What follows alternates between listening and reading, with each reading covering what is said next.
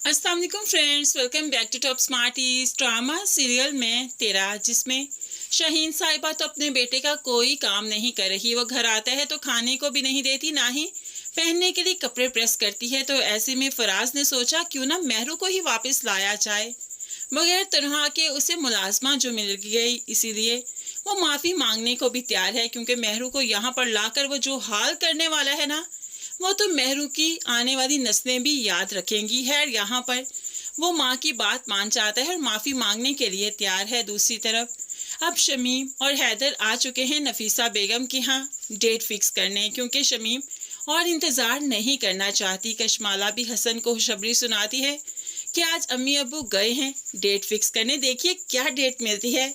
अब होप्सो के ताई कोई नज़दीक की डेट दे दे, क्योंकि अब सब्र नहीं होता। हसन भी काफ़ी खुश है, लेकिन है यहाँ पर नफीसा बेगम 1.5-2 साल तक शादी नहीं करना चाहती और कह दिया कि मैं ऑलरेडी बहुत परेशान हूँ अपनी बेटियों की वजह से। प्लीज़ शमीम बार बार मत आ जाया करो, जब डेट फिक्स करनी होगी मैं खुद तुम्हारी तरफ आऊँगी। है यहाँ पर शमीम को मालूम भी पड़ गया कि मेहरू घर आई है। घर जाकर जब उसने कशमाला से बात की नफीसा बेगम के बारे में, तो कशमाला काफ़ी डिसहार्ट होगी, लेकिन जब मेहरू के बारे में सुना कि वो काफ़ी डरी सहमी हुई है और किसी से ठीक से बात भी नहीं करती, तो फिर अपनी खुशी एक तरफ, अब उसे मेहरू की फिक्र पड़ गई। वो मेहरू से मिलना चाहती थी, इसलिए वो जल्द ही मेहरू से मिलने आ गई। अब जब ताबी ने देखा तो कशमाला से कहने लगी, तुम यहाँ पर क्या करने आई हो?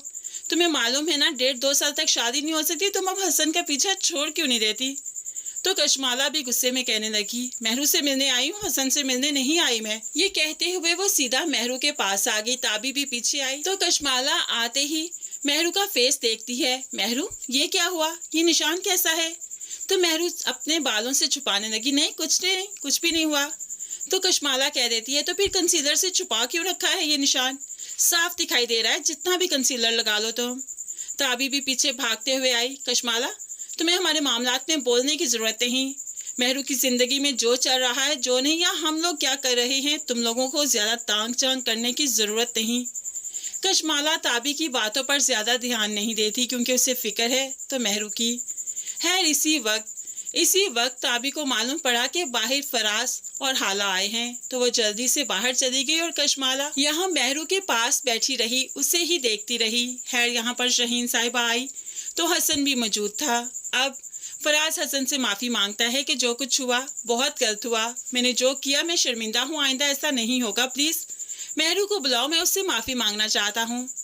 हसन तो जैसे रोने ही लगा, वो काफ़ी मजबूर बेबस दिखाई दे रहा है, क्योंकि वाकई बेटियों बहनों को ब्याह कर उन्हें रुखसत करके उन्हें सारी उम्र अपनी दहलीज पर नहीं बिठाया जाता, और इसीलिए हसन अब जाता है मेहरू के पास। जब मेहरू को मालूम पड़ा कि फराज आया है और वो फराज माफी मांग रहा है, तो मेहरू फिर से डरने लगी और डर उसके चेहरे से साफ दिखाई देने लगा। तो हसन कह देता है, मेहरू अगर तुम नहीं जाना चाहती तो मेरा बच्चा बस एक बार कह दो तुम नहीं जाना चाहती, दुनिया की कोई ताकत तुम्हें तुम्हारे भाई के घर से उठाकर नहीं ले जा सकती। अब कशमाला भी मेहरू के साथ है। हाँ मेहरू, भाई को बताओ ना क्या चाहती हो तुम, अगर नहीं जाना चाहती फिर भी बता दो। लेकिन मेहरू एक बार फराज से मिलना चाहती थी। ठीक है मैं देखती हूँ। अब यहाँ पर बाहर गई तो फराज ही कुछ और था, वो तो जल्दी से मेहरू से माफ़ी तलाफी करना चाहता था। अगर आप सब कहें तो मैं मेहरू से माफ़ी मांग लेता हूँ, और मैं पाँव को हाथ लगाकर भी माफ़ी मांगने को तैयार हूँ। अब जल्दी से वो मेहरू के पाँव को हाथ लगाने लगा तो मेहरू ने हाथ पकड़ लिया, नहीं नहीं इसकी ज़रूरत नहीं है, मैं भला ऐसा क्यों चाहूँगी कि आप मुझसे माफ़ी मांगे। उस दिन चाय गलत बनी थी, नहीं ठीक बना पाई, मैं भी इस बात पर माफ़ी मांगती हूँ।